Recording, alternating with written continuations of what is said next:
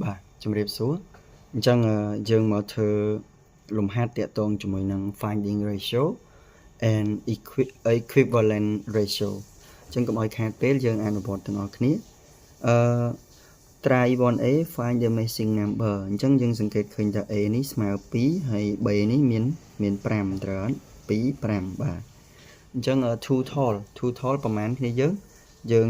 បូកបញ្ចូលគ្នាមកគឺស្មើ2បូក3ស្មើ7ហើយ a to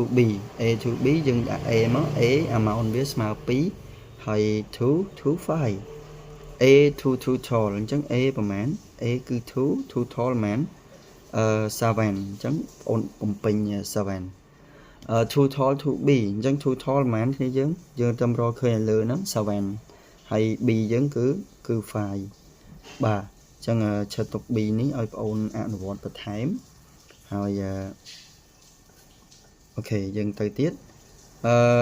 express age ratio in the simple form សម្រួលវាគ្នាយើងអញ្ចឹងa ឆើសុំបញ្យល់តិច4 to 14អញ្ចឹងអានេះយើងសម្រួលជាមួយ2បាទ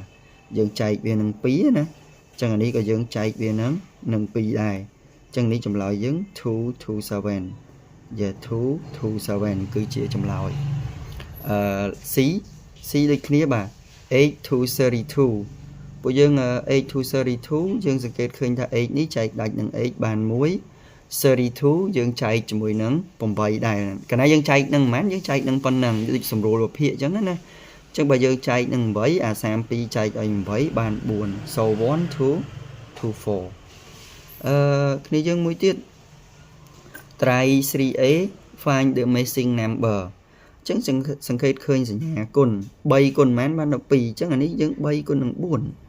កាលណា3គុណនឹង4អា8នេះក៏យើងគុណជាមួយនឹង4ដែរ8 4ដង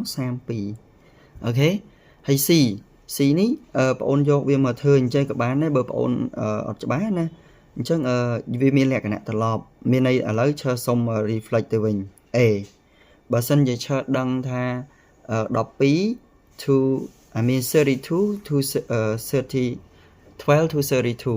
អញ្ចឹងគេឲ្យយើងសម្រួលឧទាហរណ៍ឈើឲ្យអាលេខនេះមួយគឺស្មើនឹង8អញ្ចឹងបងអូននឹងសួរថា32នេះចែកជាមួយនឹងប៉ុន្មានឲ្យបាន8អញ្ចឹង32ចែកឲ្យ4ផ្ទុយទៅវិញមានន័យថា12នេះក៏យើងដាច់ខាតត្រូវចែកនឹង4ដែរអញ្ចឹង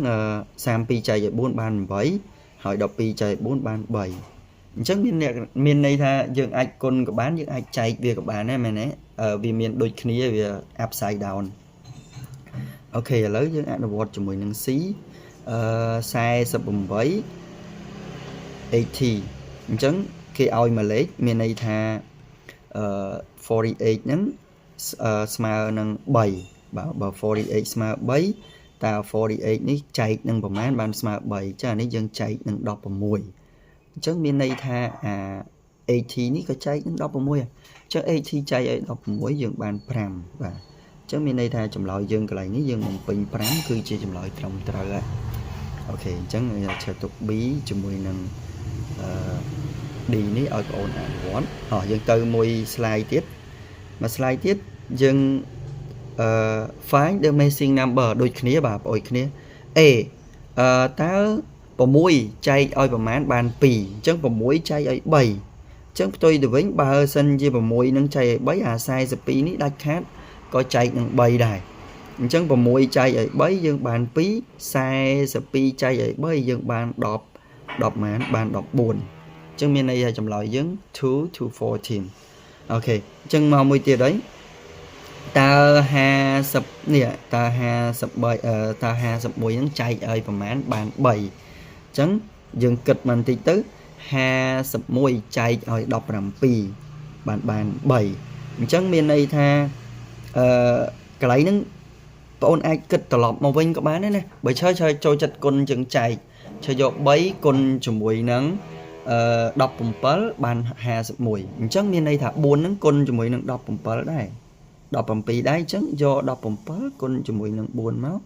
28ត្រា2 6អញ្ចឹងចម្លើយកន្លែងនេះគឺ64អូខេ